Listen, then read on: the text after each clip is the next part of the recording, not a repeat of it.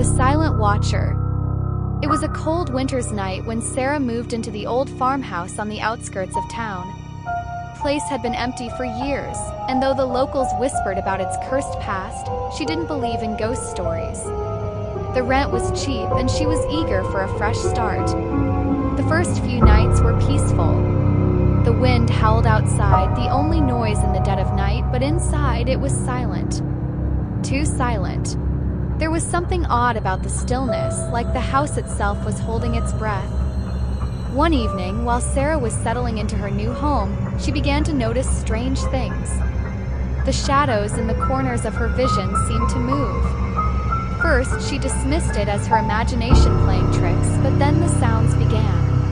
It started with a faint scratching noise in the walls. First, it was soft, like a mouse trying to gnaw through the wood. But the noise grew louder each night until it sounded like someone was trying to get out. One evening, as the scratching became unbearable, Sarah decided to investigate. She took a flashlight and went into the basement where the noise seemed to be coming from.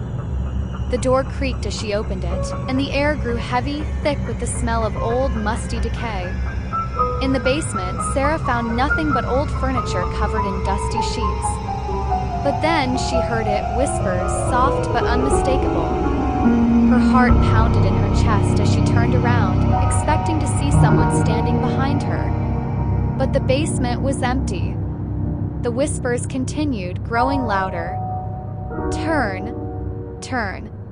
Around. Frozen in fear, Sarah felt the hairs on her neck stand up. She turned slowly, her flashlight flickering. In the corner of the room, a figure stood. It was tall, unnaturally thin, with pale skin stretched tight over its bones. Its eyes were black as night, and its mouth was stretched in a grin too wide to be human. It didn't move, but Sarah could feel its gaze piercing through her, as if it was waiting. Watching. She ran upstairs, her breath ragged, her heart racing. But the figure didn't follow her. It didn't need to. That night the scratching stopped, but the whispers didn't. They followed her, echoing in her mind, urging her to turn, to look, to see what was coming. The next morning, Sarah tried to leave the house, but the door wouldn't open. It was as though the house itself had sealed her in. Panic set in.